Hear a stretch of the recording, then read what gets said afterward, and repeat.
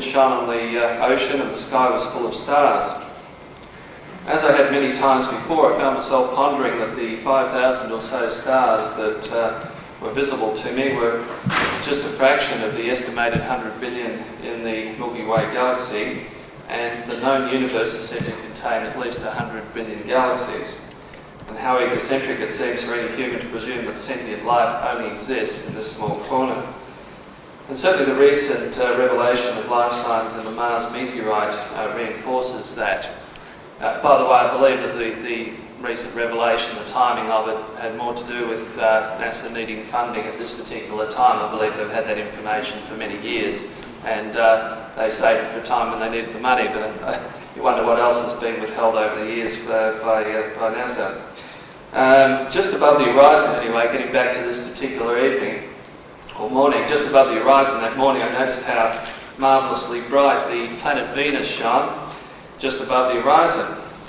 And eventually I grabbed a few hours sleep, and by mid-morning the phone was ringing. It was a Manly Daily journalist who knew of my interest in UFOs, asking me to come into the newspaper office, which was just across the road.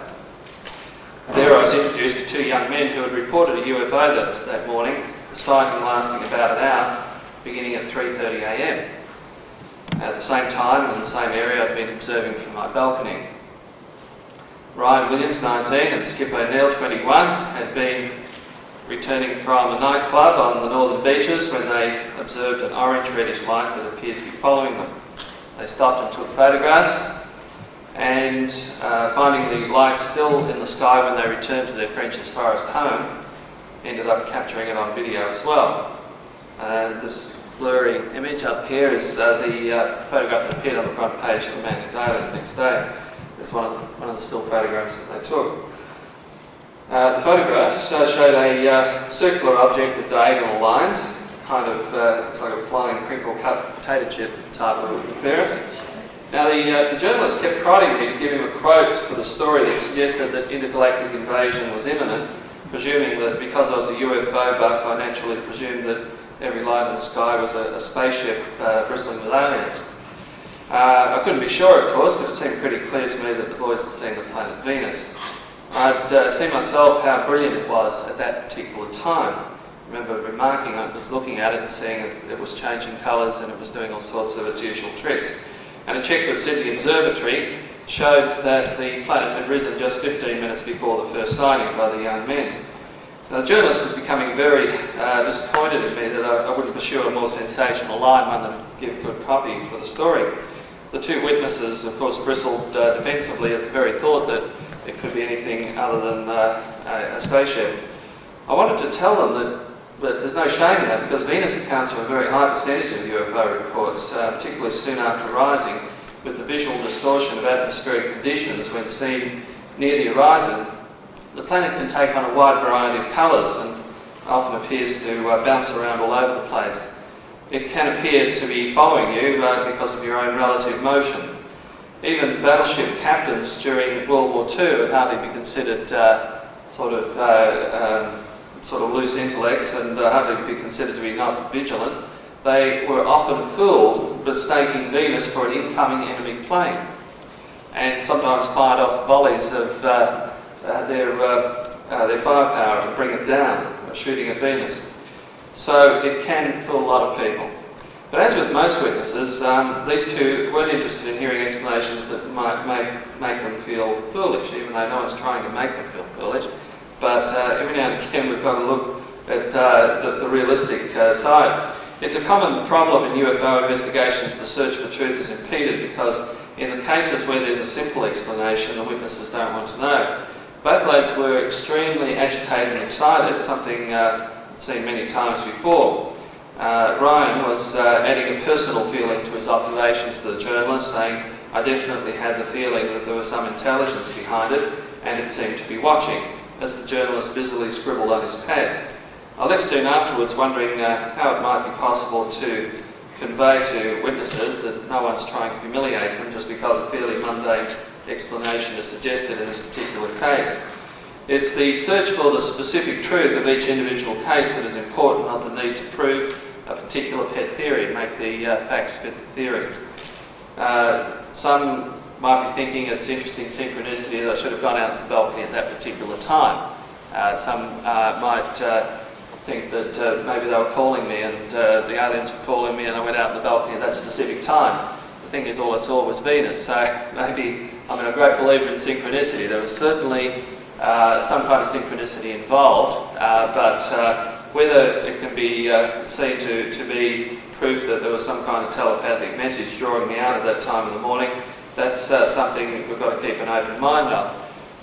Any more than we would explore the other side of it and start thinking, well, two 19, 20-year-old lads, one of them named Skip, at 3:30 in the morning, been to a nightclub and presumably hadn't been drinking Coca-Cola, and they're saying, it appears to be moving around. The thing is that we don't want to be cynical either on that side, but I don't think we need to jump to the conclusion of telepathic messages from aliens either in this particular case.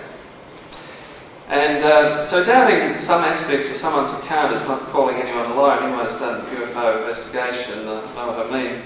It's just that human observation can be very flawed at times. A few years ago at an American law school, a professor in a place just like this, I suppose, it was a law school, and had all the students were all alone.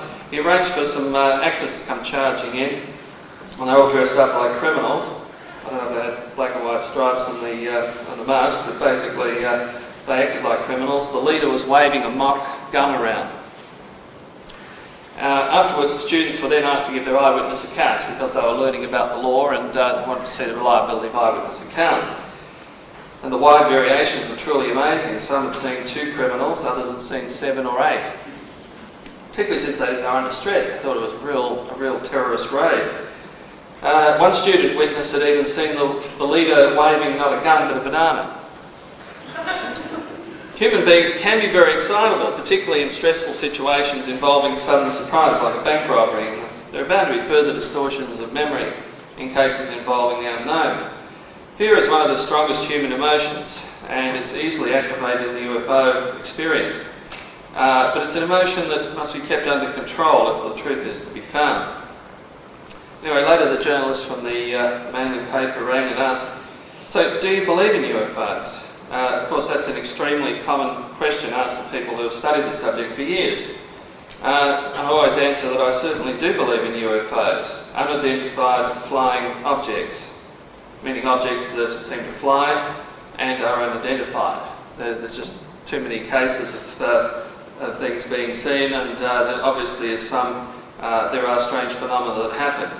As for what they are, though, I believe there are many different explanations varying from case to case, and we shouldn't just focus in on there being just one. Apart from hoaxes and normal aircraft or weather balloons, there seem to be 4 main categories to me. Firstly, in some cases the reasons are found in nature and the Earth's geography, like weather phenomena, electrical fields, swamp gas and insects. And then there are the Earth lights connected with the Earth's grid patterns. Not forgetting heavenly bodies like Venus, if we can include that in this category. Then there are cases involving psychic phenomena, which I believe account for some UFO sightings, including things ghostly type appearances to what might be called joyriders from out of the astral plane. Psychological explanations also need to be explored, including hallucinations and other altered states, as well as psychotic episodes. And finally, there's the ET hypothesis involving visitors from other planets or dimensions. In most minds, the term UFO is synonymous with this particular theory, though, as I've said, the term covers all of the possibilities, not just one. And I think it's important for that to be pointed out early in a conference like this, that we need to look at perhaps more than just one theory for this. I love a mystery, so I'm drawn to this great one. All of the explanations are fascinating to me. Even the psychology of a hoaxer, I think, is absolutely fascinating. Someone said to me the other day that there was someone who had sent me an obvious hoax photograph. You can almost see the strings sort of holding a little, what looked like a sort of smoke detector, and pulled off the roof and strung it on strings. And the person looking at it saying that he seemed like a kindly old gentleman, about 65, and he wouldn't, tell fibs. And I said, well look, I think probably maybe at that age he'd be more likely to be a hoaxer because perhaps he's retired and he sort of needs to make an impact. So that because someone's got a nice personality and charming, we know some of the biggest con men, of course, that's their greatest attribute, is that they're charming. So I don't think we can go on just whether someone sounds sincere. But the psychology of a hoaxer I find absolutely fascinating. I've no need to believe the ET theory in every single case, even though, in case you're wondering, space does fascinate me. I'm a dedicated Star Trekker, but if I want science fiction, I'm happy with Star Trek. And if there is Star Trek as a reality, there's even one theory put to me that actually Gene Roddenberry, the creator of Star Trek, based his characters, Klingons and all that, based on messages that were channeled from outer space, and that these characters really exist out there. So that's a fascinating theory. But I have no doubt the universe is rich with other civilizations. It's just a matter of whether they're actually visiting us here now. I don't have any definite proof, so I'm just keeping an open mind until I get taken on a ride in a spaceship or something like that. As far as the distances involved, it doesn't, it's distinctly possible that the travel can be made. Factors like Einstein's curved universe and wormholes and so on, I'm sure can take care of all of that. And visits from other dimensions seem even more likely. I think when we're looking at things like abductions, I think other dimensions are just as much worth looking at as other planets. But I believe it's important to not let this cloud of judgment in seeking the truth in each, or finding the truth in each individual case, making the facts fit the theory. I sort of feel that the idea of other dimensions is something that really ought to be investigated perhaps more, because even the dimension of time, because I feel that if there were time travellers, if there are people from our own future or future whatever societies of the future, I feel that they'd act exactly this way, because if people were coming from the future, the time traveller, if there was a time traveller in this room, he wouldn't be someone getting up asking questions. He'd be sitting right up the back there somewhere, and he'd be very quiet and be careful not to interact too much with others, because he wouldn't want to, accidentally knock someone over, hits their head and kills them, and it's somebody's grandfather, and then that person ceases to exist. So I think that time travellers would very much sit back and observe and watch. It would not get involved. Time travel to me is one of the most interesting theories that can be applied to this. As I said, I don't have any proof of any of these things yet, so I just maintain an open mind, and I don't necessarily expect all the truth of the mystery to be revealed within any of our lifetimes. It may or it may not.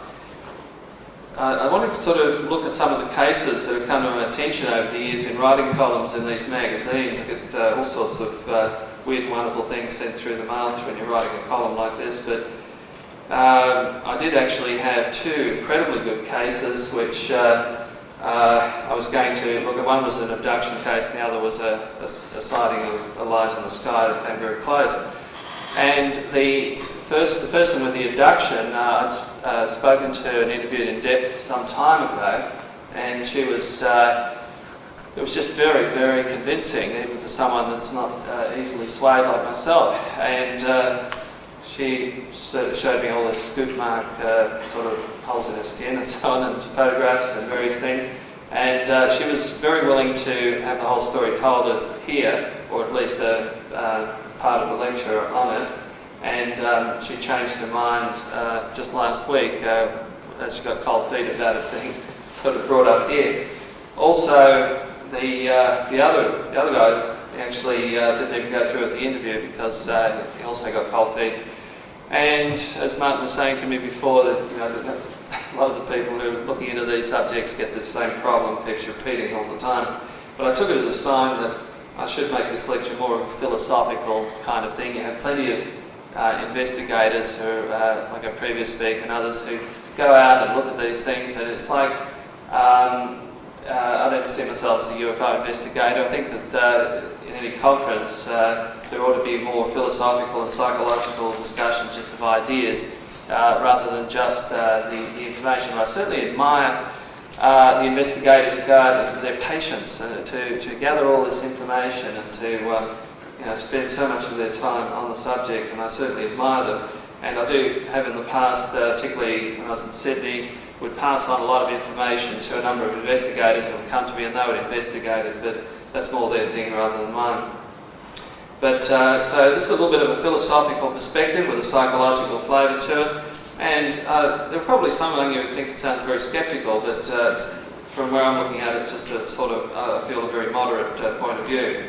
But let me tell you about a case near Carnarvon, Western Australia, that had some very interesting aspects. We'll have the next, are you up there? Could you, or Martin? Oh, that was just just before I go into that, I was just going to mention that it's a little bit hard to see something like this that was taken in the 1960s in Wiltshire in England, being an earth light or some kind of weather phenomenon. It certainly looks like something pretty solid, but that's your classic UFO sort of flying saucer thing. I just thought a tall and slender man in his mid-20s was friendly, and they began hiking together. That night, as they sat around the campfire, the stranger said, "Would you believe me if I told you that I was from a planet circling one of those stars?" He went on to explain that his home planet was slightly larger than the Earth, with a population of 500 million. Through gaps in the thick clouds, 2 moons can be seen circling overhead. Disease has been eliminated, so 160 Earth-year equivalent was the average lifespan. Space exploration began 20 centuries ago, and now his race had travelled to Earth in spaceships powered by the stars. They were observing us until we became ready to share in their technology. Robert thought he must have a weirdo on his hands and went off to sleep. In the morning, the stranger was gone. Now, Robert may have given it no further thought, but for distinct physiological changes he experienced in the ensuing weeks. "I had really bad eyesight, but now it's become crystal clear," reports Robert. And also, "I have developed extremely acute hearing." Such reports of how an encounter with the unknown affects people's attitude to life greatly affects me. It greatly interests me. Is it simply the belief that they've encountered some higher force, some greater force? Does this trigger innate psychic and self-healing abilities we all have inside and inspire a broader outlook? Or is there a force that literally changes a person's consciousness? On such questions, I believe in keeping an open mind. Not so open that my brains fall out, mind you. I believe discrimination is important in the search for truth rather than believing every theory that comes along. There is room for all points of the spectrum in the UFO debate, from hardcore skeptics, though that must be the most boring and least exciting point of view to have, through to those who see aliens under every bed. In the middle of the moderates, which I consider myself to be, and I'm quite proud of it actually, even though it may not be as sensational as being an extremist. I can see how an extremist may see a moderate as being somewhat gutless, and to a moderate, some extremists seem to have left their calm reasoning factors behind the door. But there is room for all views, and we should all try to get along and respect each other's views. Actually, I have to say there appears to be something of an imbalance in the field with a lot more extremists than moderates. I'm encouraged more to consider an open-minded, intelligent approach without jumping to wild conclusions as being not a bad stance to take. But nevertheless, as I said, we still should be tolerant of everyone else's views. And just a footnote to this, there's something I thought to mention just before speaking, just with one of the other speakers from the summit, and that is on the subject of aliens, and particularly the talk of Independence Day. I went to see the movie in America the night that it opened. It was just incredible. They had shows running all through the evening into the morning, and you had to book 2 days ahead to get the 4 a.m. session. It was just and it was showing at 8 cinemas in a cinema centre simultaneously, so it was just enormous. And the symbolism of aliens, I feel that it's, regardless of whether there are aliens or not, the symbolism of aliens I think is very, very interesting.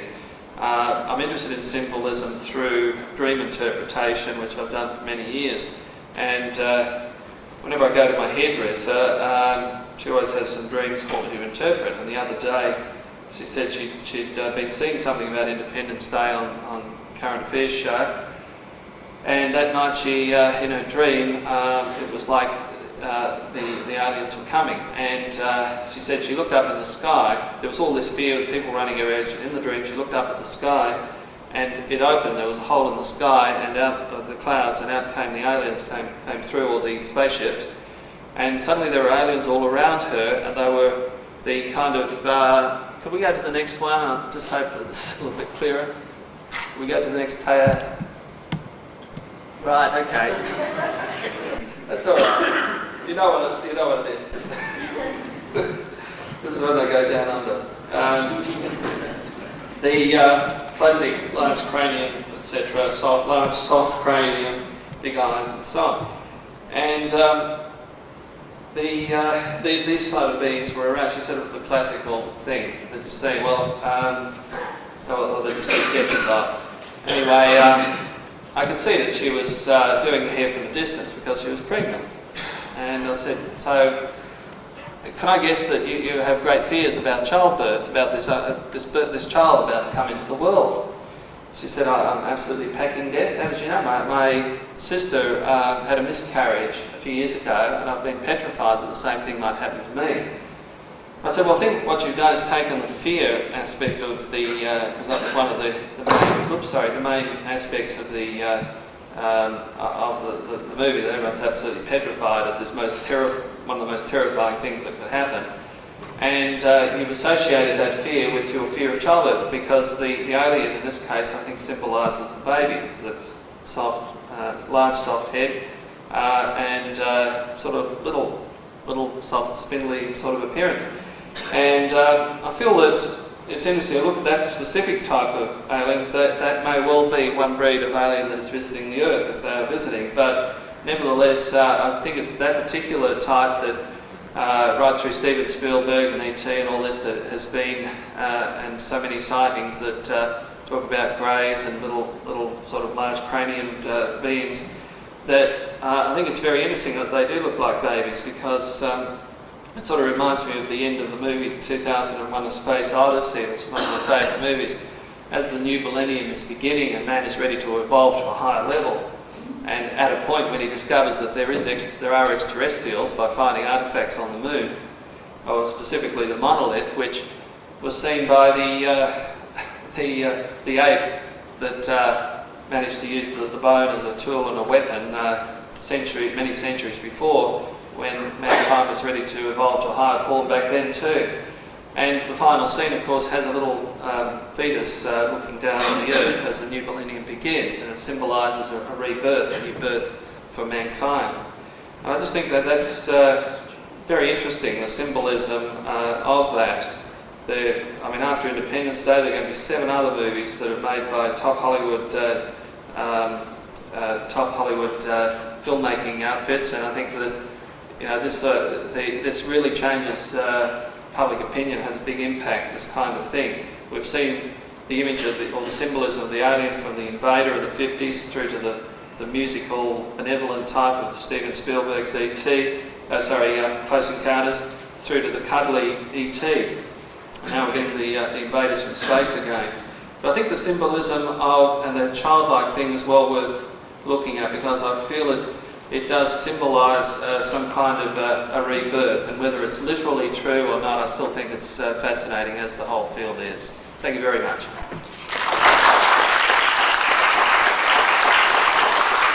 Thank you, Garry. Do we have any questions for Garry? Yes? You talked about psychic phenomena and things like that.